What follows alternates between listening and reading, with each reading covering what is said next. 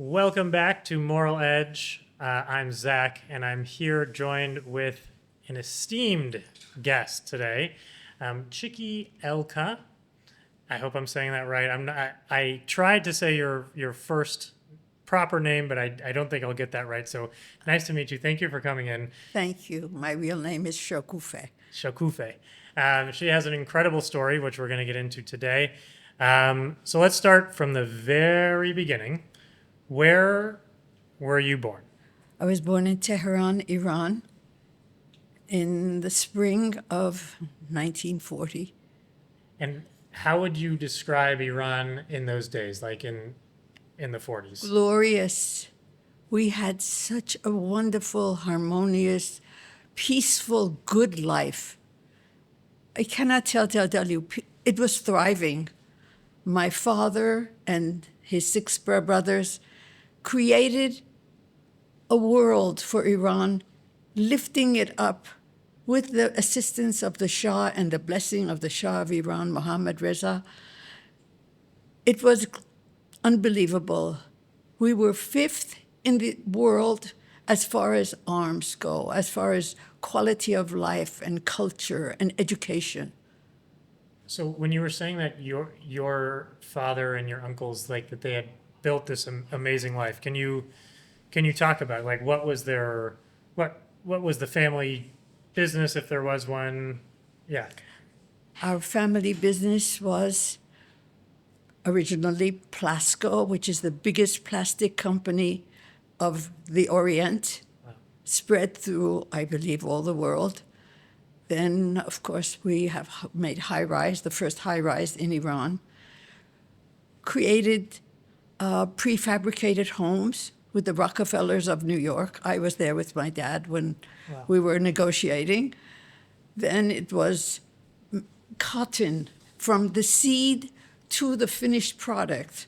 It was amazing. The rolls of beautiful fabrics, oil from the seeds of the plants, of the, how do you say, rogan gol, from the flowers, really, that's what it was. And it was a world, electrodomestics, refrigerators, which Iran didn't have, stoves. They were cooking on bricks with charcoal before my family brought in stoves, and we didn't have microwaves. It was too early for us. But we had everything that the country needed to advance in the world. We didn't stop at anything. This was very courageous. What was it about the Iranian people and your family that you felt, because your family must have been in a very interesting position to be able to be involved with plastics so early and all these other enterprises. So how was your family positioned, and what was so unique about Iran that they were able to do all these amazing industries so well? The country was hungry. The people needed work. We built hospitals. We built schools. Whatever was needed, we were ready to do. And we did it. And the people would have hot lunches. Their children would have clothing to wear, coats and shoes, and going to good schools. The hospitals that we built were with educated people from the United States hospitals who spoke Farsi and English. Therefore, the patients did not have a hard time to explain their illnesses or their requirements to feel better or take care of their young ones. Was it the leadership that was kind of promoting this type of, I don't know, business sense or this international sort of cosmos? Where was that influence coming from? Because it seems almost uncharacteristic for the time and the place. It's true. My dad, as a youngster, went to Paris with his uncle and was his interpreter. Therefore, his view of the world was unique. Right. A 13-year-old boy going on to a place like Paris and doing jobs that you would never imagine, translating to Farsi what he had just learned in school. But it was good. He did a great job. He learned. He learned from his experience how to expand, how to live. And going back to Iran, he made sure all his brothers were together as one. 7 young men together. They ruled within themselves that to give to the people. They ruled yet inside, and to give was from their hearts. And was it a difficult place to be Jewish at that time? No, it was not. Yeah. We were respected. We had the Shah. That's who was a friend of the Jews. My uncle Habib Elganian was the leader of the Jewish people in Iran. Of all my uncles, he was chosen to be the one. And the leader from like a diplomatic, a spiritual, or just the overall? No, he was the diplomatic leader. People never married their children or did a job, took on a job or invested in anything without first going and asking the advice of my uncle. Yet my grandfather from my mother's side was the spiritual leader. He was the chief rabbi of the Jewish people of Iran. Yes. Wow. We had it from both sides, thank God. And when did things, I guess, change? Meaning everything you're describing now sounds amazing. It was. And now we're in a place, well, hopefully maybe things will not go back, but go forward to something amazing. But when, and were you there? How long did you live in Iran, I guess, first of all, and then? We left in 1947. We escaped. We didn't leave. We escaped literally with false passports. And my dad had a newspaper under his arms and false passports in his inside pocket. My mom had a handbag with a lipstick, a comb, and a handkerchief. Nothing else. The clothing on our back. Wow. So what happened from the amazing life to then having to get a false passport and trying to escape? We had to get away because communism had come in with the arrival of Mossadegh. And they were taking away heads of families, the industrial people. My dad, being the head of the family, was the one to be taken. And God, thank you, we were advised that we must leave immediately. And passports were prepared for us. And goodbye to my grandparents the evening before departure and out. And you were 7 years old? 6. 6. Wow. And do you have memories of it still? As yesterday. Whoa. As yesterday. Not only me. Yeah. Not only me. Anybody who has escaped from Iran, ask them, how is it? Vivid. They will even tell you the color of the clothes on their back. So tell us about what that felt like for you as a little girl with your parents. What was the feeling? How did you understand it? Going on a flight via Africa.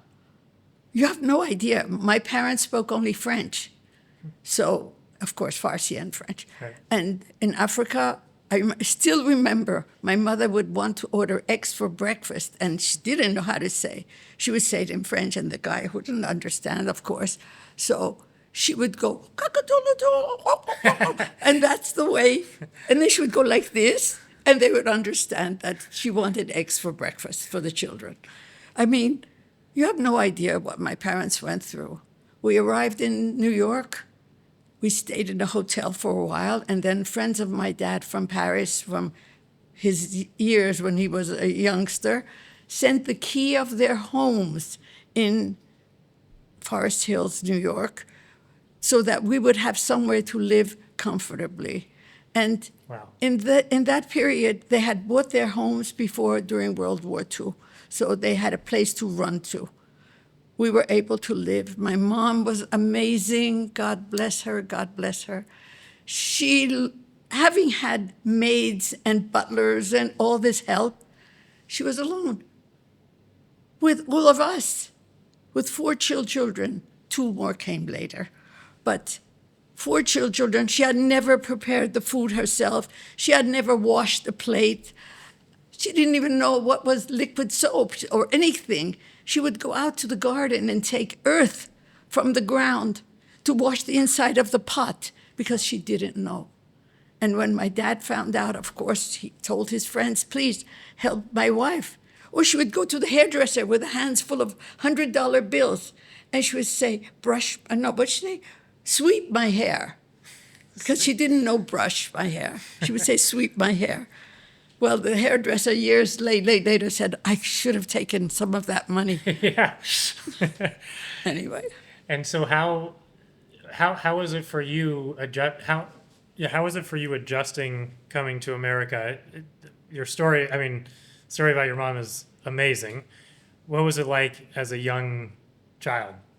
We didn't have difficulty adjusting because as my dad helped to create a world for the Jewish people in Forest Hills, he made a synagogue. He was a great donator of philanthropist, And he made sure that there would be a place for everyone to go to pray, a place that they could gather and speak what is in their hearts and their needs, to be able to assist them to put the children in the correct schools.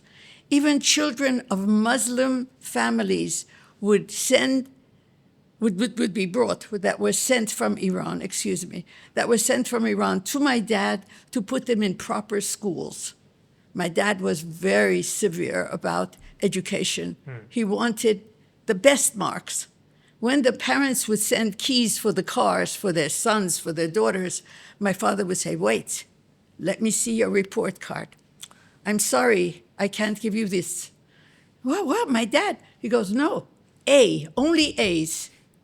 And it happened. Yeah. Because he wanted for the parents back home to be proud of their children. But he was also strict with us. We had to also get A and A+. I promise you. Were you an A student? Yes. Yes, thank God. Well, what was your favorite subjects to study? It was psychology. Okay. I loved being with children. I worked with blind children. I worked with children who were not fed. They came from the poorest families. I worked with children who had no parents. It was a time of my life that I had great satisfaction. I had many disagreements with the people who were in charge because I would walk in with bags of food coming from my university, and they would say, what are you doing? I said, I'm having a picnic with the children. They're hungry. And they would say, but it's not allowed. I go, we're playing. It's their time. Their parents are being visited by doctors. This is our time. I would sit on the floor and they would be fed. And I was happy. I was happy as could be. And I would do it every single day. Wow. So you learned to cook.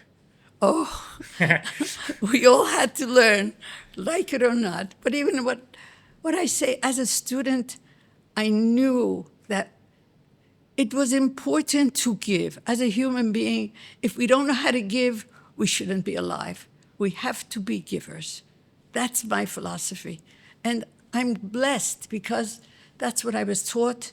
That is a part of the legacy of my family. And I've, thank God, hopefully passed it on to my children and grandchildren and great-grandchildren, God willing. Amen. Thank you. So I know the story for your family got very intense with your uncle. Can you talk a little bit about that part? I was living in Lugano, Switzerland. My sister Linda was living in Zurich. And you were how old around this time? I was married and had 4 children. Okay. So in this period, I woke up as normal, 6 a.m., put on the coffee machine, whatever, and the news is in Switzerland, it's on at 6, at 12, and at 6 p.m. again. That's the only time you hear news in those days. So, okay, so I had the news on, and it said, assassination by the first Iranian Jew in front of a firing squad. And they said Habib, which is my uncle's name, and they said they mispronounced the last name. And my sister called, and she goes, "What did you hear?" And I go, "I heard Uncle Habib's name." She goes, "Impossible. It can't be Uncle Habib." I said, "Let me call the station and ask one of the directors." And in fact, he said, yes, he spelled the last name, and it was my uncle. I called her back, and I said, "I'm leaving via Milano for New York on the first flight. Meet you there." She said, "Okay." And in fact, I said only one thing. I said, "Please ask your father-in-law, Mr. Jewry, to please break the news to my father, because it was the middle of the night in New York. They had no idea. We got it first." It was horrific. And what was the basis? Oh, I'm not that No. I'm sure they needed much to do it, but instead of putting him on a pedestal and thanking him and all his brothers, I'm sorry, for all the good they had done for Iran, they accused him of being a spy for Israel, because we had built I'm so sorry. That's okay. The Synagogue? Diamond Center in Ramat Gan. And that money, they said, was taken away from the Muslims and was spent for Israel. And because my uncle would go back and forth, and all my uncles did, my dad did, all of them, but no, they chose him. So, okay, because he was the leader of the Jews. Very well. And they put him in jail. They took him in the middle of the night from his bed, and they put him in jail. And after a short time, he was brought for a trial, and 15 minutes without an attorney, without anyone by his side to help him, they decided that he was a spy and he should be shot. And this is the example they set for all the people of Iran. You cannot spy for any country. wow. And after his assassination, the Iranian Jews decided, if they can do that to Habib Elghanian, imagine what they can do to us. So he was the example, and sort of, wow, and so that's really where the shift happened with the Jewish community in Iran. Absolutely. New York, Chicago, Los Angeles, all to the west, more like our country, hot weather, a good soil, but Right. that they were able to create their farmlands, or whoever knew any industry would start it again in the States. Leaving was very difficult. We left with nothing, Right. but others had a time. From the time we left in 47 until 79, they had time to get their belongings out, thank God. How I have one more question before we get kind of Please. to where we're at now. How, because it was so difficult for your family to leave, your mom went from having a full wait staff to having to do everything herself. How are your parents able to, I guess, become successful again? Were they able to get money from your family? How did they pick themselves up? My dad started the export-import business in New York. It was like yesterday. And we would ask for ideas. What do you think? We were children. Right. What do you think our people need? And one would say, I don't know. We need to have better shoes. We need to have better books. Whatever we said, my dad went into that line. He was amazing. He was a man who was ready to step into life and not be afraid. And money was coming from Iran. As we sent it, it was everything they needed. Right. And we were able to carry on.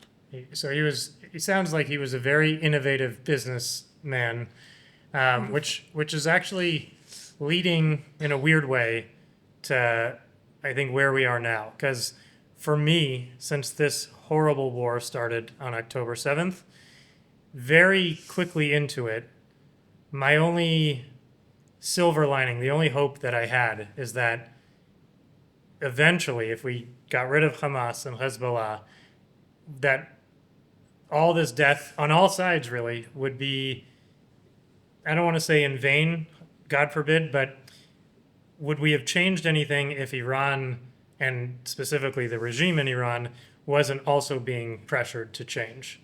And I'll one more thing, which is I say that because the people I know, growing up with Persian friends, is they all left under, very intense circumstances, and the ones I know are all very successful. They have great families. They're very hospitable. They're very warm. They're very, the life of the party. And so to me, when you see all this destabilization, the real hope is that Iran, if actually the people of Iran, if given the chance, remember a time that you were describing where life was very vibrant, life was dynamic and diverse and friendly for Jews, friendly for all kinds of people. So with where we're at now, where do are you hopeful? Are you scared? Are you both? Tell us, is this an I, amazing thing? I am truly hopeful. We have Reza Pahlavi, a strong man with intelligence which is superior. We have mullahs on the other side who make decisions, who are ready to put their thumb on a button to blow up the world. Is starting with Israel, of course, and going on to the States. We have a leader. He's not back yet, but he's encouraging them. He is telling the people, I'm with you. Please be united. Don't be afraid. Understand that there is hope for us. Yes, there are many who are persecuted. There are many who are tortured. He says, he admits, he knows, I'm asking you to even risk your lives, but it's not only for yourselves, it's for the future of your families that I beg of you to be strong, to be united. There is hope. There is definite hope. And I pray to God that he will be soon back on the throne where he deserves to be as king of Iran, because he is a good man. His daughter is married to a young man from California, a Jewish young man. And it's showing his openness as a Muslim king, to be allowing such a thing to happen. It wouldn't happen in the past. He's like the Donald Trump of Iran. They also married Jews. Yes. And Clinton. Yeah, that's incredible. I guess is there anything else that you feel the world or just people who might be listening should understand, whether it's about Iran, whether it's about this war, your story, anything that you think should be mentioned? As an Iranian, I'm proud to be Iranian. Yes, I was born there. We went to the United States. We became American citizens. And then I came on to Israel, and now I am blessed to be a citizen of Israel. This is my new home.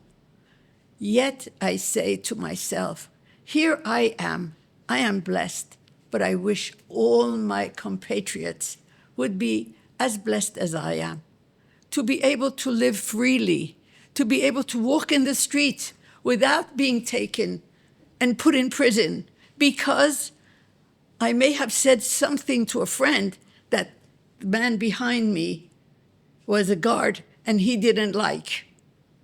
It's happened. It happened to my own uncle, from my mom's side. Living proof. I have living proof of all of these things. And it hurts me to my soul knowing that this was done.